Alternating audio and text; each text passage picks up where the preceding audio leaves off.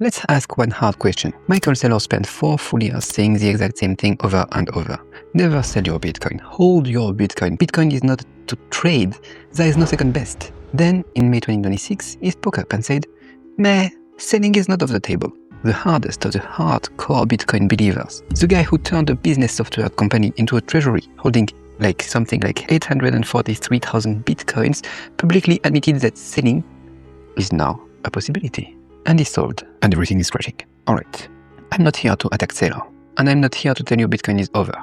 I'm here because that moment made me stop and seriously think about something that's been kind of bothering me for a long time. Bitcoin was born to help people exit the traditional financial system. But at some point, that same system walked through Bitcoin's front door, and Bitcoin held the door open for it. Can Bitcoin survive after it becomes Wall Street? That's the real question I want to talk about today.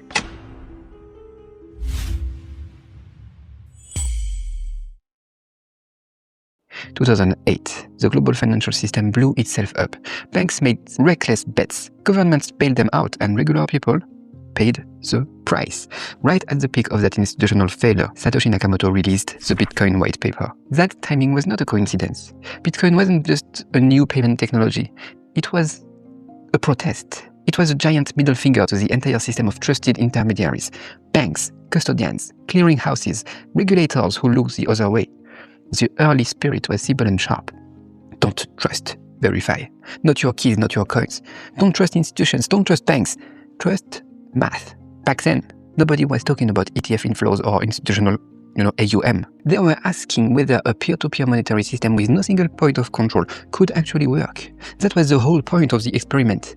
I fell in love with Bitcoin because of that idea, not because of the price of Bitcoin. And that idea still matters just as much to me today. And, alright, I have to start by admitting one obvious truth. Bitcoin has won by almost any metric you can think of. It has succeeded. BlackRock's iShares Bitcoin Trust now manages over $54 billion of Bitcoin, one of the fastest growing ETF products in history. Strategy, formerly MicroStrategy, holds 843,738 Bitcoin as of late May 2026. Roughly 4% of all the Bitcoin that will ever exist. The US federal government signed an executive order in March 2025 creating a strategic Bitcoin reserve, treating Bitcoin alongside gold as a national reserve asset. Bitcoin is no longer an edge asset. It's in pension funds, on sovereign balance sheets, and it's now a topic at congressional hearings. The most powerful finance institutions that Bitcoin wanted to make irrelevant have now become its loudest cheerleaders. That should feel like victory. And honestly, part of me does feel proud. I'm proud. But another part of me has to ask, is this really what we set out to build? I need to say some things, and I hope you understand they come from a place of genuine love for this technology and everything it stands for. Look at what Bitcoin has become in practice. Most new Bitcoin exposure isn't sitting in self-custody wallets. It's sitting inside ETFs, meaning in the name of retail investors, but held by BlackRock, Fidelity, and Coinbase Custody and others. Most of those people have never touched a private key. The people who buy. The US strategic Bitcoin reserve sounds exciting until you read the fine print. The initial source is about 200,000 Bitcoin the government already held from criminal seizures. They basically just rebranded existing assets. They didn't buy more. They ordered specifically 4 bits using taxpayer money to buy more. And then there is Saylor. I genuinely respect what he built.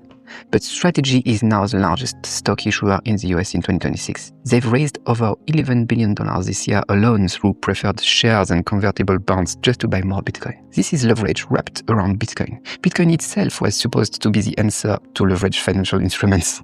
When you reach this point, you have to step back and ask, how is this fundamentally different from what we were trying to escape in the first time? What frustrates me, and I say this as a deep Bitcoin bull, is that we spent years telling people the whole point was to opt out. Opt out of the traditional financial system. Not your keys, not your coins. Be your own bank. Now the metrics everyone celebrates are ETF inflows. Bitcoin wasn't defeated, it was institutionalized. And somehow that outcome feels more complicated than losing.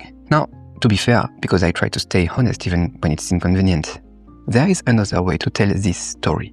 Bitcoin isn't being absorbed by Wall Street. Wall Street is kind of being absorbed by Bitcoin. Think about what's actually happening. BlackRock is now running a Bitcoin custody product. The US Treasury treats Bitcoin like gold as a reserve asset. Sovereign wealth funds, countries are studying how to allocate to a decentralized, fixed supply asset that no government controls really and no central bank can inflate away. Traditional finance is adopting Bitcoin's rules, not the other way around. Bitcoin didn't become fiat. Fiat institutions are building products priced in Bitcoin. And every person buying iBit, even if they never touch the keys, they are adding real demand to an asset with a hard cap of 21 million. There will only be 21 million Bitcoins. Scarcity doesn't care if the buyer is a retail investor, a pension fund, or a state. Scarcity is scarcity. So maybe what's happening isn't compromise, it's infiltration. I want to believe this version. I really do. Let me make my position crystal clear. I am long Bitcoin. I have always been long Bitcoin. I will continue to be long Bitcoin. The core properties that give Bitcoin value, fixed supply, decentralized issuance, censorship resistance, no counterparty risk at the protocol level, none of those things have changed. The code doesn't care about ETF narratives. The halving doesn't care about BlackRock. But here is the question I keep thinking about. Bitcoin was born as a response to institutional failure. Its entire value proposition is built on the idea that you don't need to trust anyone. Now, the main way most people get Bitcoin exposure is by trusting BlackRock. This isn't a price argument, it's a philosophical one. And I think it's worth seriously thinking about. The generation that built Bitcoin asked, can we create a financial system that doesn't require trusting institutions? The answer seems to be, yes, we can. But institutions will build products on top of it, and most people will use those products. Is that failure?